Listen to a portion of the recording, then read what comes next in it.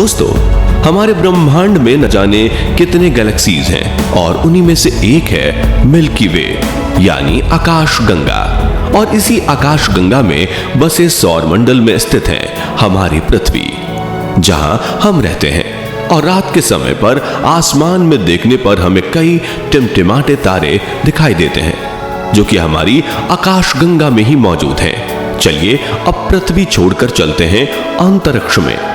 और थोड़ी ही दूर से हमारी पृथ्वी कुछ इस तरह से दिखाई देती है, जिसमें हमें धरती पर नीले और हरे रंग की परत दिखाई देती है। यहां से हम सभी महाद्वीपों को आसानी से देख सकते हैं। चलिए आगे बढ़ते हुए चलते हैं इंटरनेशनल स्पेस स्टेशन पर, जिसे हम स्पेस के होटल भी कह सकते हैं। पृथ्वी की सतह से करीब 400 किलोमीटर की ऊंचाई में स्थित ये स्पेस स्टेशन अंतरिक्ष में इंसानों द्वारा बनाई गई सबसे बड़ी चीजों में से एक है।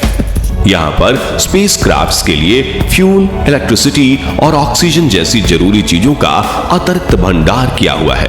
वहीं यहाँ एस्ट्रोनॉट्स के रहने, खाने और सोने तक का बंदोबस्त किया हुआ है। और दुनिया भर के स्पेस रिसर्चर्स, एस्ट्रोनॉट्स इस स्पेस स्टेशन पर जाकर अपना स्पेस रिसर्च करते हैं। आपको ये जानकर आश्चर्य होगा कि इंटरनेशनल स्पेस स्टेशन 28,165 किलोमीटर प्रति घंटे की रफ्तार से पृथ्वी की ऑर्बिट में परिक्रमा करता है, जिससे इसे पृथ्वी का एक चक्कर लगाने में 90 से 93 मिनट लगते हैं। और ये एक दिन में करीब 16 बार पृथ्वी के चक्कर काट लेता है। साथियों, दोपहर के समय ISS से पृथ्वी पर मौजूद समंदर और महाद्वीपों की आकृतियों को काफी आसानी से देखा जा सकता है।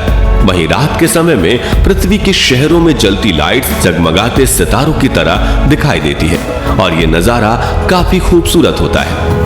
इस स्पेस स्टेशन से थोड़ी और ऊंचाई पर जाने पर हमें अनेक सैटेलाइट्स का जाल दिखाई देता है। यहाँ इंसानों के द्वारा बनाए गए हजारों सैटेलाइट्स अर्थ की ऑर्बिट में परिक्रमा कर रहे हैं। इन्हीं सैटेलाइट्स की बदौलत हम मोबाइल, टीवी, रेडियो और इंटरनेट आदि का इस्तेमाल कर पाते हैं। अपने सफर में आगे बढ़ते हुए अब हम पहुंच चुके हैं चांद पर, जो कि पृथ्वी से 3,84,400 किलोमीटर की दूरी पर स्थित है। ना जाने कितने अरबों सालों से चंद्रमा धूमकेतु और क्षुद्र ग्रहों की मार झेल रहा है, इसलिए इसकी सतह में कई बड़े बड़े गड्ढे भी पड़ गए हैं। चंद्रमा पर सूर्योदय कुछ इस तरह दिखाई देता है, लेकिन सूरज की ज्यादा रोशनी ना पहुंचने की वजह से चंद्रमा पर ज्यादातर अंधेरे का माहौल ही बना रहता है।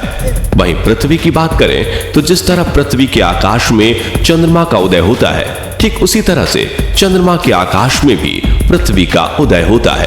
फर्क बस इतना है कि यहां से चंद्रमा का कद छोटा दिखाई देता है और वहां से पृथ्वी का कद बड़ा दिखाई देता है, क्योंकि चंद्रमा पृथ्वी से काफी छोटा है। चलिए